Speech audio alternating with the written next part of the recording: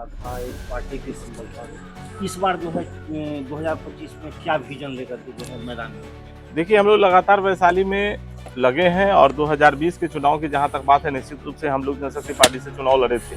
लेकिन 2024 के लोकसभा चुनाव के समय हम लोगों ने पार्टी छोड़ा था और पार्टी छोड़ने का क्या कारण था, उस संदर्भ में हमने कई बार चर्चाएं करी और कई मीडिया के माध्यम से हम लोगों ने इस बात को लोगों के समक्ष रख दिया है। इसलिए उन सब चीज़ों पर हम विस्तृत से नहीं जाना चाहेंगे, लेकिन हम सिर्फ इतना ज़रूर कहेंगे कि 2025 का जो चुनाव है, ये चुनाव हम लोग वैशाली से लड़ेंगे और इसमें कहीं कोई दो राय नहीं है। हमको लोगों का समर्थन लगातार मिल रहा है, लोगों का प्यार हमें मिल रहा है, तो निश्चित रूप से हम लोग 2025 का चुनाव लड़ेंगे।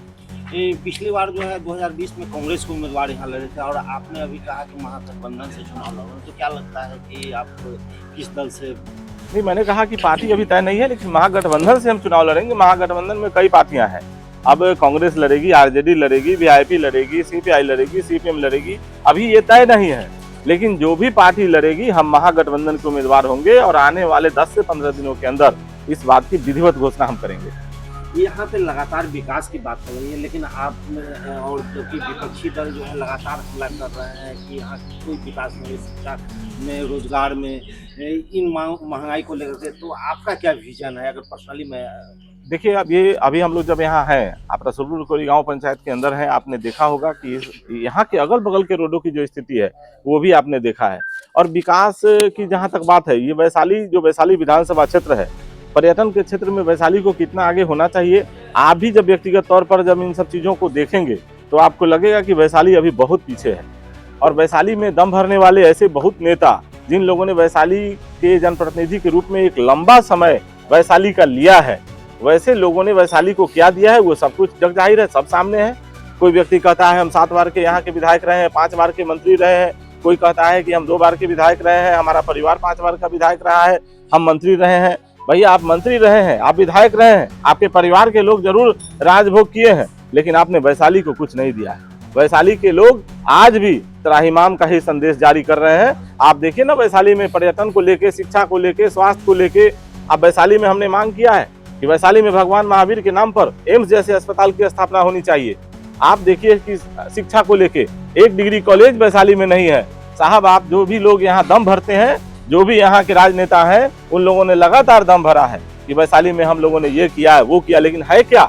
आप देखिएगा चारों तरफ खाली हाथ दिखेगा, कहीं कुछ नहीं है। सड़क की स्थिति अभी आपने देखा होगा कि लालगंज मानपुरा से एक जतकौली घाट के रोड के टेंडर की प्रक्रिया जो हुई, पहले 32 करोड़ रुपए का टेंडर हुआ, वो टेंडर रद्द किया गया और दोबारा चुनाव नजदीक है, आनंद फानन में 5 करोड़ रुपए का टेंडर करके उस रोड को 15 दिन में बनाया गया है। मैंने कहा है कि चुनाव बाद आप देखिएगा रोड फिर से जैसा था वैसा ही दिखेगा, क्योंकि 14 किलोमीटर लेंथ की वो सड़क 5 करोड़ रुपए में बनाई गई है। आरसीडी में 2 करोड़ रुपए में 1 किलोमीटर का रोड बनता है, तो 14 किलोमीटर का पहले 32 करोड़ का जब टेंडर था तो वो 4 करोड़ 70 लाख रुपए में कैसे बना दिया गया? हमने सरकार से ही सवाल किया था, यहाँ के विधायक से मैंने सवाल किया था, बिहार सरकार के पथ निर्माण मंत्री से मैंने सवाल किया था, लेकिन यहाँ की जनता अब उन सारी चीजों को समझ गई है। आने वाले दिनों में निश्चित रूप से एक वोट के चोट से इस बात को क्लियर कर देगी। आज कोरी गांव में आप जो है सो सभा लगा रहे हैं और इसके बगल में वाया नदी है। वाया नदी 54 करोड़